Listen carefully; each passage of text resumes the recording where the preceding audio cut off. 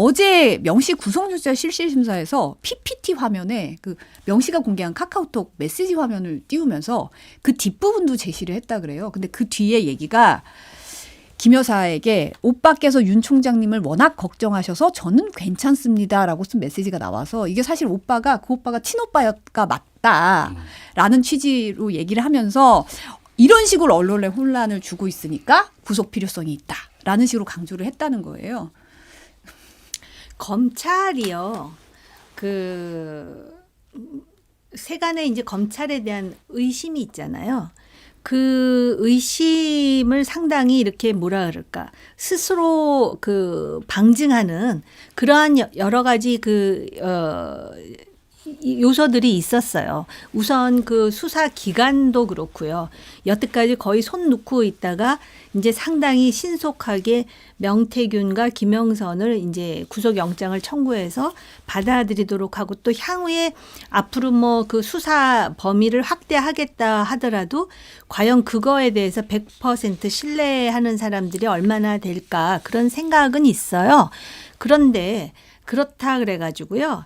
이게 일사불란하게 움직이는 검찰 조직일까? 저는 그 부분에 대해서도 좀 고개가 갸우뚱거려져요. 예를 든다면은 그동안의 여사의 뭐 과거의 주가 조작 문제라든지 이런 문제를 보면은 일단 검찰이나 권력이 원하는 방향으로 결론을 내렸을지는 모르지만은 거기에 약간의 결절점 같은 게 있었단 말이죠.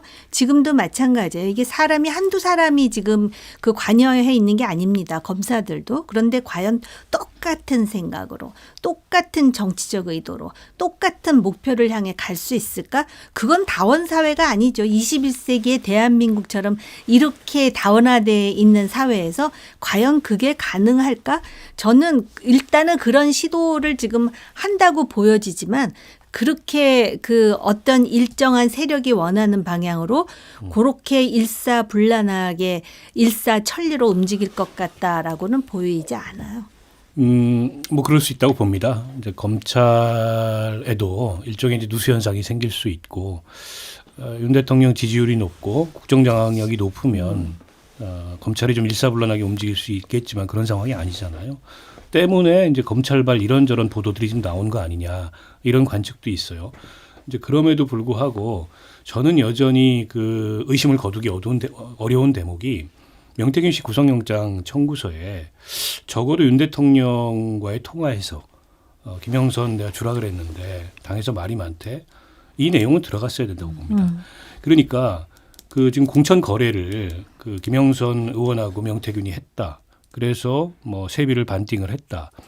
근데 이제 공천을 실제로 받았잖아요. 그러면 명태균 씨가 어쨌든 김영선 의원한테 이제 공천 거래를 제안해서 김영선 의원이 거기에 응해서 성사되게 된 구체적 경위가 밝혀져야 되잖아요. 근데 그거를 딱 잘라서 명태균 김영선의 거래만으로 한정한다면 검찰은 반쪽만 수사하는 거죠. 지금까지 모습은 그래 보여요. 근데 검찰이 수사를 더 확대하게 하면서 한 얘기를 자세히 뜯어보면 창원 산단하고 이 여론 조작을 얘기합니다. 공천 개입을 수사를 확대하겠다는 얘기를 안 해요. 네. 근데 창원 산단하고 여론 조작은 또 다른 문제예요. 그 또 다른 쟁점이긴 하지만 지금 당장의 문제는 공천 개입 의혹이고 이거 굉장히 큰 문제입니다.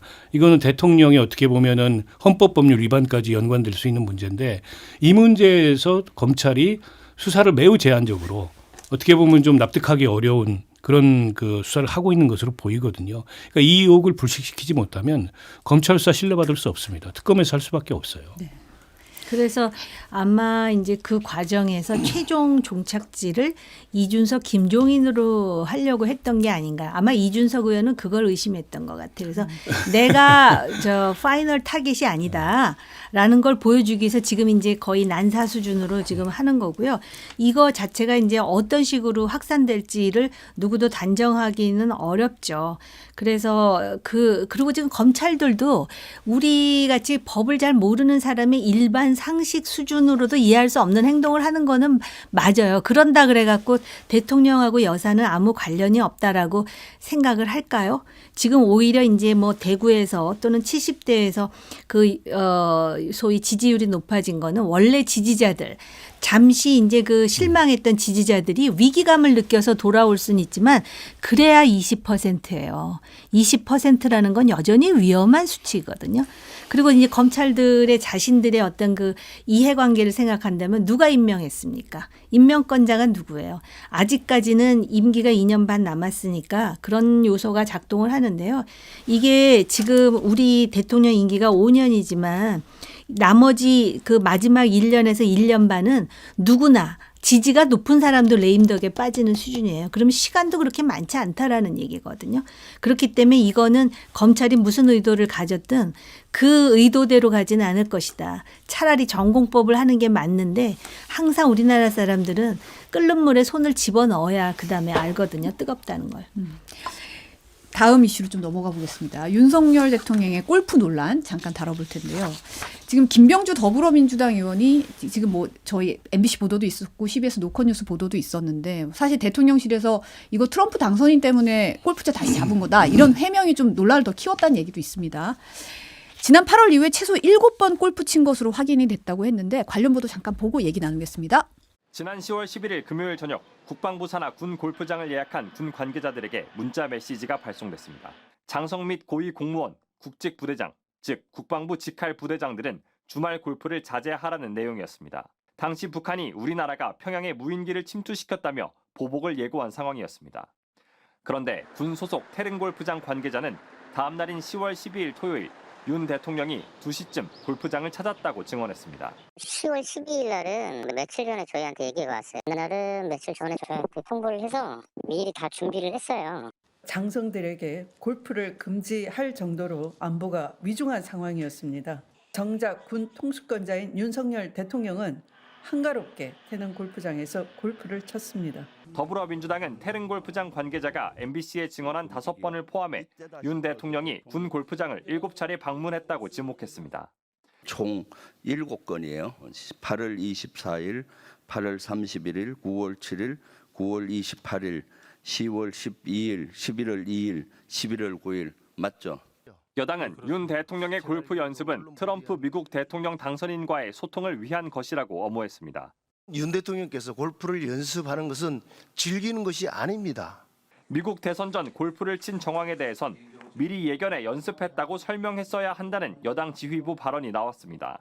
대통령실은 군 통수권자가 군 시설을 쓰는 건 아무 문제가 없다고 밝혔지만 거짓 해명 논란에 대한 언급은 없었습니다. 대통령실 고위 관계자도 MBC와의 통화에서 우리나라 골프 인구가 1,000만 명인데도 대통령 전용 골프장이 없다며 대통령의 여가까지 공격할 일이냐고 주장했습니다. 이제 당초에는 골프 외교 준비였다라고 했다가 이제는 군 통수권자가 군 골프장 찾는 게 뭐가 문제냐로 입장이 좀 바뀌었더라고요. 어떻게 보십니까? 근데 저는 그 대통령실 관계자가 얘기했다는 대통령 전용 골프장 얘기가 너무 황당한데 그럼 다른 나라에는 대통령이나 총리 전용 골프장이 있나요? 저는 그런 얘기를 별로 들어본 적이 없어서 도대체 무슨 근거를 가지고 저런 식의 얼토당토하는 해명을 하는지 참 의아하고요.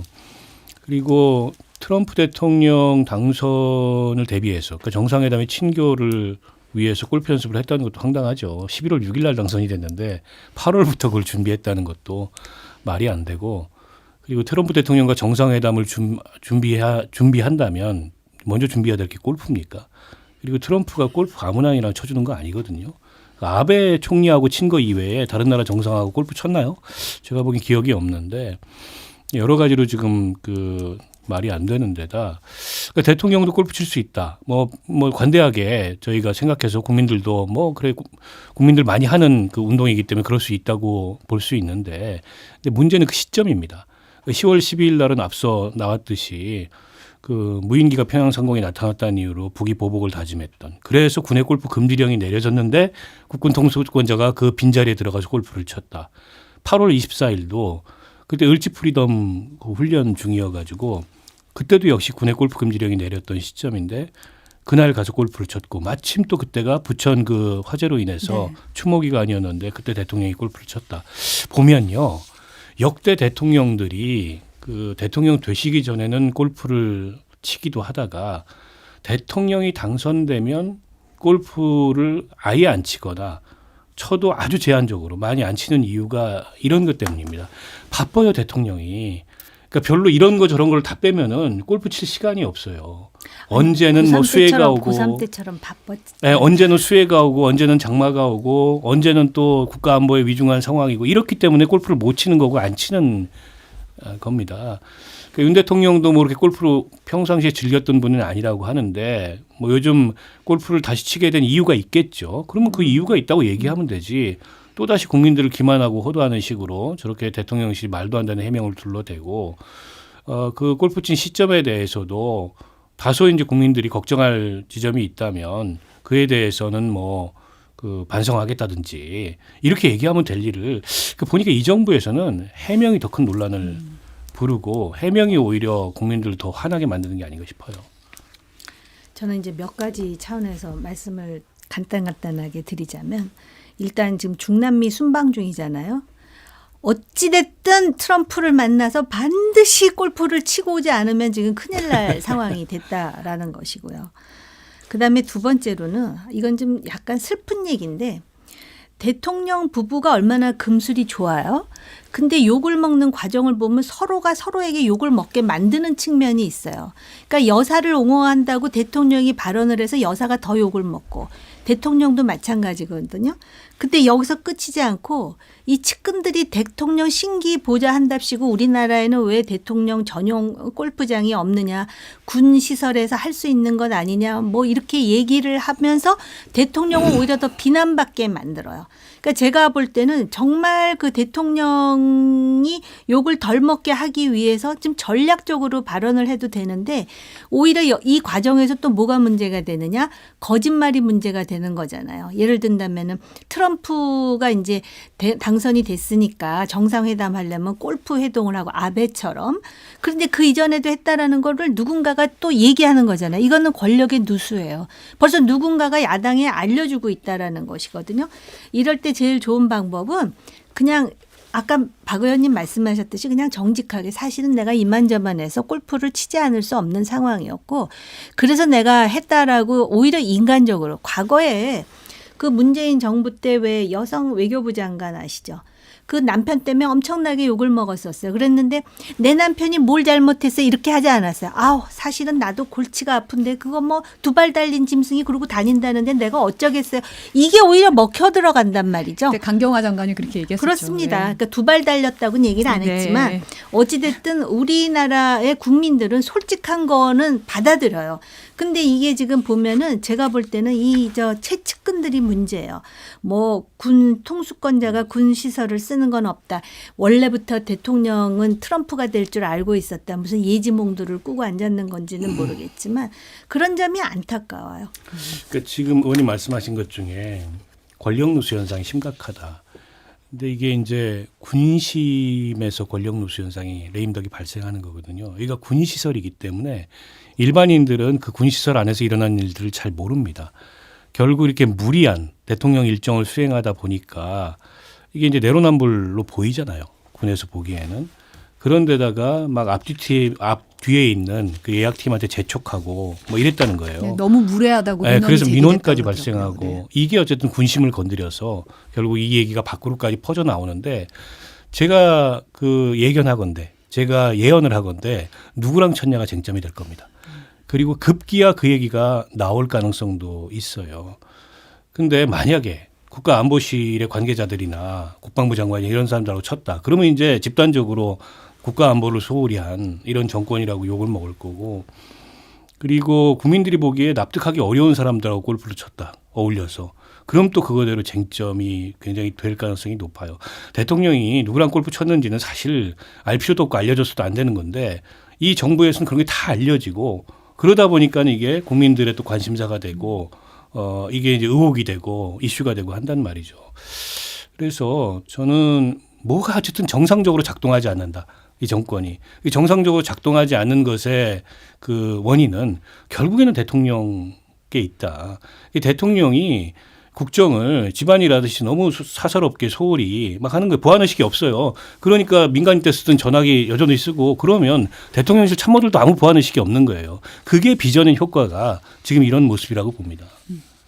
지금 대통령실에서 조금 전에 설명이 나오기로는 트럼프 대통령 당선인 측이 취임까지는 정상회담 회동이 어렵다. 계속 협의하겠다. 이런 속보가 좀 나왔고요. 그래서 윤 대통령은 예정대로 귀국할 가능성이 크다. 이런 속보가 방금 들어왔습니다. 지금 여론조사 아까 오프닝에서도 잠깐 말씀을 드렸는데 20%로 국정 지지율이 반등을 했어요. 대구 경북 지역 70대 이상에서 변화폭이 컸는데 이제 갤럽에서는 이 대국민 담화 기자회견에 대한 기존 지지층 일부의 호응이 보인다라고 분석을 했더라고요. 어떻게 보세요? 그런 면이 있겠죠. 그리고 이제 사실 그 기자회견 자체로는 지지자들도 좀 난감했었을 거예요. 근데 어쨌든 몇 가지 조처를 취하지 않았습니까? 당장 해외 순방에 이제 여사의 얼굴이 보이지 않고 또 인적 쇄신 얘기를 하잖아요. 그리고 또 뭐 심지어는 정말 거의 조크라고 저는 생각을 하는데 전화번호 바꾸겠다. 그러니까 뭔가를 이렇게 하는 것 같은 느낌을 주는 것이 적어도 정말 더 이상 지지 못하겠어 하는 그 핵심 지지자들로 하여금 그 사람들은 언제고 다시 돌아올 준비가 돼 있거든요. 사실은 이 핵심 지지층이 전부 지지를 한다면 적어도 30% 가까운 지지율은 지금 나와야 되는 상황이고요. 아직 부족하죠. 그렇기 때문에 제가 그때 말씀드린 것 같아요. 이제 이 정도 되면 20%만 돼도 아주 박수를 치고 환호할 것 같다 그랬는데 지금 그런 비슷한 상황인데 이거 가지고는 어림도 없죠. 아니 의원님 말씀대로 일종의 기저효과죠. 워낙 바닥을 치다 보니까 조금만 올라가도 뭔가 회복되는 듯한 느낌을 주는 건데, 근데 실제로 들여다보면 뭐 그런 것도 아니에요. 결국 대구 경북 지역에서 70대 이상에서 일부 지지율이 회복된 거고 일시적인 결집 위기의식 때문에 그런 걸 수 있어서 봐야 됩니다. 이 회복세가 계속돼서 뭔가 이제 말씀하셨듯이 30% 이상 이렇게 회복될지. 그게 아니면 계속 지금 이런 그 만성적인 레임덕 현상이 임기 반환점 돌자마자부터 계속될 거고, 그런데다가 여러 가지 악재가 지금 계속 쌓이고 있잖아요. 그래서 아직도 저는 뭔가 국정기조의 전환이나 국면 전환이나 흐름의 전환이 이런 건 안 나타났다. 그러니까 지금 한동훈 대표나 국민의힘에서도 뭘 해보려고 애를 쓰는데 근데 딱히 뭐가 매듭지어진 건 없어요. 특별감찰관도 하자고 당론으로 결정을 했다는데 또 원내대표한테 위임이 됐어요. 그거 어떻게 될지 모릅니다. 이렇게 되면 뭔가 달라진 게 지금 없는 상황이고, 이게 매듭이 딱 끊기고 그리고 나서 이게 국면이 바뀌어야 되는데 김건희 여사 활동 중단했지만 김건희 여사 이름은 더 많이 나오고 있어요. 지금 명태균 씨 논란과 관련돼서. 그래서 뭔가 이게 지금 상황이 안 바뀌고 흐름이 전환이 안 된다. 그거는 대통령 스스로가 별로 그럴 생각이 없기 때문에 저는 빚어지는 문제라고 봅니다. 훨씬 더 과감한 조치를 취해야 되고, 아니 특검 수용하겠다고 해야죠. 어떤 거든지 투명하게 수사받고 국민들 앞에 뭐 떳떳하게 잘잘못을 가려보겠다. 그러면 아마 여론이 바뀔 거예요. 근데 그게 아니면 여론이 바뀌지 않는다고 봅니다. 잠시 후에 이제 이재명 더불어민주당 대표의 공직선거법 위반 혐의에 대한 1심 선고가 나올 텐데요. 사실 벌금이 100만 원 이상이냐 아니냐가 사실 핵심이잖아요. 뭐 물론 무죄부터 100만 원까지 뭐 유죄일 때 100만 원 이상이면 어떻게 되냐 했을 때 100만 원 이상이 확정이 되면 이 대표가 다음 대선 출마할 수 없고, 민주당 같은 경우는 선거 비용으로 보전받은 434억 원 반납해야 됐거든요. 어떻게 예상하고 계세요? 조금 전에 우리가 방송 들어오기 전에 박 의원님하고 이 얘기를 조금 나눴었는데요. 공직선거법 위반이요. 우리가 이렇게 상례적으로 생각하는 것보다 굉장히 처벌이 엄해요. 엄한데 지금 어쨌든 거짓말을 한 거잖아요. 특히 백현동 관련해가지고 국토부에서 압박이라 그랬습니까? 협박이라 그랬습니까? 근데 협박이라 그러면서 국회에서의 발언 과정을 보면은 파워포인트까지 제시를 하면서 아주 자신 있게 얘기를 하거든요. 그런데 지금까지도 자기가 뭐 반성의 기미도 별로 보이지 않고, 근데 양형 기준으로 볼 때 이거는 200만 원서부터 나온다면요, 유죄일 경우에. 그렇게 보면은 민주당이 기대하는 그런 무죄가 나올 가능성은 뭐 없다고 보여지고요. 또 일각에선 80만 원 운운하기도 했는데 그러기에는 지금 죄가 엄하다라고 볼 수 있는 부분이 많아서 저는 100만 원은 넘을 것 같다라는 생각을 해요. 그러니까 이게 이제 유죄라면 금고 이상의 형이거나, 그러니까 즉 자유형이 나오거나 아니면 이제 금고형이 나오거나, 금고형이 얼마가 나올 거냐 이런 게 쟁점이잖아요. 근데 유죄라면 100만 원 이하가 나올 가능성은 없어요. 그러니까 공직선거법상 당선 목적의 허위사실 공표는 대법원 양형 기준이 200만 원에서 800만 원이고 벌금일 경우에 그 가중 사유가 붙으면 500만 원에서 1000만 원입니다. 근데 이재명 대표가 감경 사유가 있나 보면 감경 사유는 별로 없어 보이고 오히려 이제 가중 사유가 있다 이렇게 지적하는, 왜냐하면 인정도 안 하고 반성도 안 하니까. 그래서 유죄면 무조건 벌금일 경우에 이 200만 원 이상의 형이 나올 거다 이런 관측들이 많고요.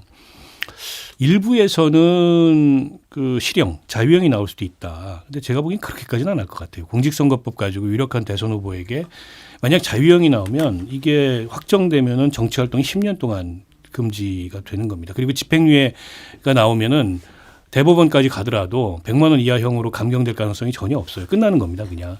그래서 그럴 가능성은 없어 보이고 벌금형이 유죄라면 나올 거고 그런 경우에 200만 원 이상이 나올 걸로 보인다. 근데 이제 무죄 가능성, 민주당이 주장하듯이 이게 행위가 아니고 인식이기 때문에 선거에 영향을 미치지 않았다라는 주장도 아예 설득력이 없는 건 아니거든요. 그런데다가 김문기 씨를 안다 모른다는 사실 선거에 영향을 미치는 것과 관련해서 별로 중요한 문제가 아니고 백현동을 국토부로부터 뭐 협박을 받았다. 공문을 받았다라는 건데 공문은 없는 것 같아요. 지금까지 재판 과정에서. 다만 그게 선거에 영향을 미칠 행위였냐. 그럼으로써 어떤 그 허위 사실을 공표한 행위였냐. 이걸 가지고 이제 법리적인 다툼을 벌이고 있는데 그 손을 만약 재판부가 든다면 무죄의 가능성이 아예 없는 건 아닌데 유죄라면 100만 원 이하의 뭐 80만 원, 90만 원 형은 없을 것 같아요. 지금 어제 부인인 이재명 대표 부인 김혜경 씨에 대해서 또 벌금형이 나왔잖아요. 벌금 150만 원이 선고가 됐습니다. 이재명 대표가 SNS에 이제 재판 전에 이 아내가 희생제물이 됐다. 죽고 싶을 만큼 미안하다. 혜경아 사랑한다. 이렇게 남겼던데 어떻게 보세요? 저는 조금 죄송한데 이 혜경아 죽고 싶을 만큼 미안해 사랑한다 이 글귀를 보면서 제가 딱 떠오른 장면이 뭔지 아세요? 저도 사람이니까 그냥 떠올랐으니까 말씀드리는 건데 대선 후보로 있으면서 그 부인이 목욕탕인가 어디서 뭐 넘어졌나 미끄러져 가지고 이렇게 수술 받은 장면이 떠오르면서 이 당시에 얼마나 그 붙잡아주지 못한 거에 대해서 죽고 싶을 만큼 미안하고 사랑했을까. 제가 왜 그 장면이 떠올랐는지는 모르겠어요. 근데 그게 떠오르더라고요. 그러면서 또 아까 박 의원님도 그 말씀하셨죠. 여기서 150만 원은 좀 너무 세게 받아서 이게 오히려 감형 사유가 되나 하고 웃으면서 얘기를 하시더라고요. 그렇게는 안 되겠죠. 저는 그 판결은 솔직히 납득할 수가 없습니다. 10만 4천 원 뭐 당시에 경선 과정에서 국회의원 부인들한테 밥을 샀다. 그게 공직선거법 위반일 수 있어요. 엄격히 얘기하면. 근데 그걸로 150만 원 형을 받는다는 거는 제가 보기에는 그 자체로 과하고 또 법집행위라는 건 어쨌든 그 법집행의 형평성, 법 앞에 모든 사람이 평등 이런 걸 고려하지 않을 수 없잖아요. 김건희 여사 뭐 공직선거는 아니지만 300만 원 명품백 받은 건 아무것도 아니라고 넘어가고 이번에 보니까 명태균 씨한테 금일봉을 500만 원을 줬다고 하던데 그 500만 원 명품백 그 500만 원 금일봉 준 시점도 국민의힘 대선 후보 경선 과정이었어요. 그러면 동일한 잣대로 보면 이것도 어떻게 보면은 선거에서 유리하게 영향을 미치기 위해서 명태균 사람한테 그런 돈을 준 걸로 볼 수도 있는 거잖아요. 단지 그걸 경력용으로 볼 수 없는 문제예요. 그러니까 누구에게는 이렇게 엄격한 법이 적용이 되고 누구에게는 아무렇지도 않게 이 말하자면 혐의 없음이 적용되는 이 어쨌든 법 집행의 문제 때문에 지금 대한민국 검찰이 총체적으로 불신받고 현 정부의 법치주의가 총체적으로 불신받는 거 아니겠어요? 저는 어제 그 형은 아무리 이 객관적으로 상황을 보려고 해도 과해도 너무 과했다고 생각합니다. 그래서 제가 그 말씀을 드린 거예요. 아니, 재판부도 서로 다른 재판이지만 어쨌든 법 집행의 형평성을 고려하기 때문에 김혜경 씨가 세게 150만 원 받은 게 오히려 이재명 대표에게 감경사유가 될 수도 있겠다. 그런 느낌이 들었다는 겁니다. 그 말씀은 저도 일리가 있다고 생각을 하고요. 우리가 지금 진영이나 이념 얘기를 하는 게 아니거든요. 정치인으로서 그가 어떤 진영에 속해 있든 그 정치인으로서의 자질과 품격과 자격을 얘기하는 거거든요. 그런 면에서 공정과 상식이라는 면에서도 지금 의원님의 지적을 뼈아프게 저도 받아들여야 된다고 생각해요.